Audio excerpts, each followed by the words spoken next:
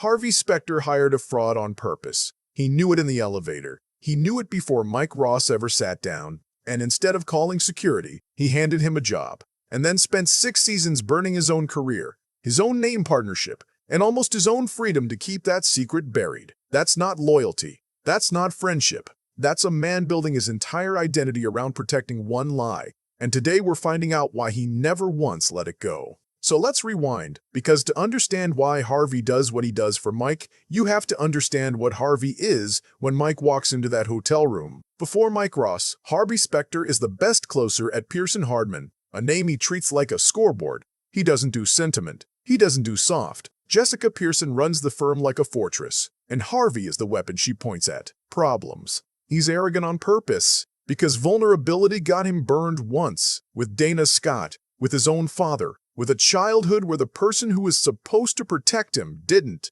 Harvey doesn't let people in. That's the entire brand. Then a college kid with a photographic memory and 0 law degrees stumbles into a briefcase deal gone wrong, recites case law he memorized from a bar exam he took for someone else. And Harvey, the man who trusts no one, hires him on instinct in under 10 minutes. That single decision is the hinge the entire series swings on. Because from that moment, Harvey isn't just protecting an associate. He's protecting a choice that, if it ever comes out, ends his career, ends Jessica's firm, and proves every person who ever called him reckless right. That's the promise of this video. We're going through every single moment Harvey bends brakes or torches something of his own to keep Mike safe in order escalating, right up to the one decision that cost him almost everything he built. Because by the end, you'll see it wasn't about a secret at all. Point 1 is the moment everyone remembers but nobody actually breaks down. The first real threat. It's not Lewis, not yet. It's Trevor. Mike's oldest friend, the guy who knows exactly what Mike is, shows up at the DA's office, dangling the truth like a weapon, because Trevor's own life is falling apart, and he wants Mike to fall with him. This is the first time Harvey has to actually go to war for a secret that isn't even fully his, yet he's known Mike for a few months, and he still goes and handles Trevor directly. Applies pressure, makes the problem disappear before it ever reaches Jessica's desk. Watch how he does it. No yelling, no dramatic confrontation, just quiet, surgical elimination of a threat, the same way he'd handle a hostile witness. That's the tell. Harvey isn't reacting like a boss protecting a hire. He's reacting like someone protecting an asset he's already decided is worth the risk. And here's the detail that gets skipped. He never tells Jessica.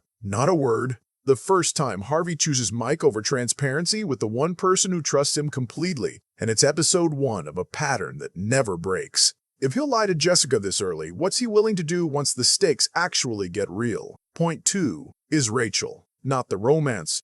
The moment Rachel Zane finds out, and Harvey has to decide whether to trust a second person with a secret that was supposed to have an audience of exactly 2. This matters because it's the first time Harvey loses control of the information. And instead of panicking, he recalibrates. He brings Rachel in, manages her, essentially recruits a co-conspirator without her fully agreeing to the job. It's manipulative, and it's also the clearest evidence yet that Harvey has stopped thinking of this as damage control and started thinking of it as an operation he runs.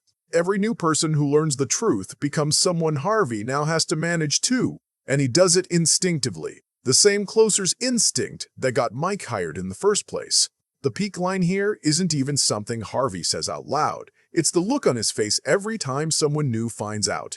That flicker of calculation before the mask goes back up. That's a man doing math on how many people he can keep controlling before the math turns against him. And the math is about to get a lot worse, because the next person who finds out isn't an ally. He's the opposite. Point 3 is Louis Lit, and this is where the show stops being about hiding a secret and starts being about surviving someone who actually wants to expose it. Louis has spent the entire series feeling like the smartest guy in the room, who never gets credit, and when he finally gets proof that Mike never went to Harvard, never went to any law school, it's not just leverage, it's vindication. This is Louis' chance to finally beat Harvey, and Harvey knows it. Which is why the fight to keep Louis quiet is completely different from every fight before it. You can't outmaneuver Louis with pressure the way you handle Trevor, because Louis isn't scared of Harvey. Louis is jealous of Harvey, and jealousy doesn't back down from threats.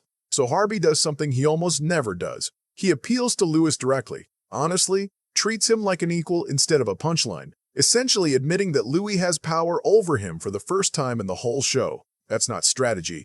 That's Harvey humbling himself, actually humbling himself, because the alternative is losing Mike. And it works, but it works because Harvey gives something real away to get it, and every time Harvey does that, the price for keeping this secret goes up. Louis staying quiet doesn't end the threat. It just proves the threat can find a new face every season, and the next face is a lot scarier than an associate with an inferiority complex. Point 4 is where the danger stops being personal and starts being federal. Sean K. Hill and the SEC investigation isn't Louis wanting credit. It's a government agent with subpoena power circling the one lie that if it surfaces doesn't just end Mike's career. It puts him in prison and takes the entire firm down with him for conspiracy. This is the moment Harvey's usual toolkit, charm, pressure, calling in favors, stops being enough because Cahill isn't a rival lawyer you can out-negotiate. He's patient, and patient is the one thing Harvey's improvisational style has never been built to beat. Watch how differently Harvey moves in this stretch. Less confidence, more control, fewer jokes. He starts making decisions that put himself directly in the blast radius instead of shielding Mike from a distance, because the investigation has made distance impossible. This is the first time the secret has a face that isn't an associate, a friend, or a rival. It's the government. And the government doesn't stop because you're the best closer in New York. The stakes just change permanently, and Harvey knows it. The micro-hook here is simple and brutal. For the first time, Harvey isn't sure he can win this one. And when a man who's never once doubted his own ability to fix a problem starts doubting it, that's when you know the next move is going to cost him something real. Point 5 is the moment Harvey stops managing the secret from a distance and starts absorbing the damage himself. This is where he goes to Jessica, finally, after seasons of hiding it, and has to watch the one person who built him from nothing look at him like she doesn't recognize what he's become. That conversation is brutal, specifically because Jessica isn't angry that Mike lied. She's angry that Harvey lied to her for years, while she was building a firm on the assumption that her top partner told her the truth. This is the moment the cost of the secret finally lands on the person who's owed the most honesty and got the least. And here's the part that makes it worse. Harvey doesn't apologize for hiring Mike. He apologizes for the lying, sure. But you can watch him make it clear without ever saying it outright that if he had the moment back in that hotel room, he'd hire Mike again. That's the peak line of this entire section, and it's not a line of dialogue. It's a decision Harvey makes in real time in front of Jessica's face, choosing the fraud over the mentor who made him. If he'll do that to Jessica, the person who trusted him completely, what happens when the choice isn't about trust anymore? What happens when it's about prison? Point 6 is the class action case, and the moment everything Harvey's been managing for years finally stops being manageable. Sheila Saz, Louis' own connection, becomes the crack that lets the whole thing through because now it's not a rival with an ego or an investigator with patience. It's evidence, physical and undeniable, sitting in a file that anyone with the right access can find. This is the point where Harvey's entire strategy for the whole series, contain, redirect, control the narrative, collapses, because containment only works when you're the one holding the information. Once it's in a file, once it's discoverable, Harvey isn't playing offense anymore. He's playing defense against a system that doesn't care how good his closing argument is. And that's the terrifying part for a character built entirely around being unbeatable. For the first time, being the best lawyer in the room doesn't matter, because the fight isn't happening in a room he controls. It's happening in evidence he can't talk his way out of, which means the only move left isn't a legal one at all. And that move is the climax of everything this whole story has been building to. Mike Ross gets arrested, the secret finally breaks wide open exactly the way Harvey spent years trying to prevent, and instead of watching the man he protected go down alone, Harvey does something no amount of foreshadowing fully prepares you for. He takes the plea. He agrees to serve the time, actual prison time, specifically so Mike doesn't have to serve his alone, walking into that decision with his eyes completely open, knowing exactly what it costs him,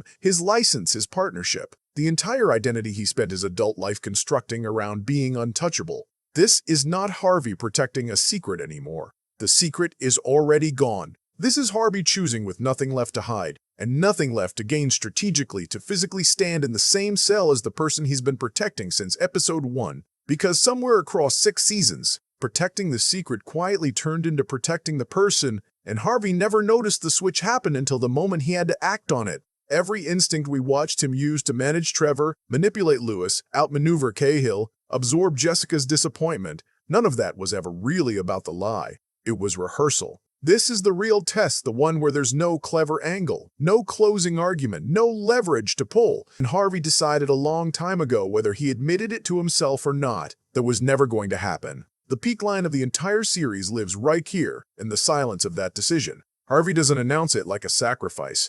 He just does it. The same quiet, surgical certainty he used to eliminate Trevor as a threat back in Season 1. Except this time, the threat is consequences, and he's aiming the certainty at himself. The aftermath is where you finally see what all of it was for. He steps back from the partnership he spent his whole life clawing toward. He lets Mike build a life outside the firm, outside New York, outside the exact world Harvey sacrificed everything to keep him inside. And instead of resenting that, instead of feeling like the sacrifice was wasted, Harvey seems almost relieved, like the version of himself that needed to be the best closer in the city finally got to put that weapon down. The firm changes hands, the name on the wall changes, and Harvey, for the first time in the entire series, isn't defined by winning. He's defined by who he chose to protect when winning wasn't an option anymore. That's the real ending underneath the ending. The secret that started this whole story stopped being the point somewhere around Season 4, and nobody, including Harvey, was willing to admit it until he was standing in a cell proving it.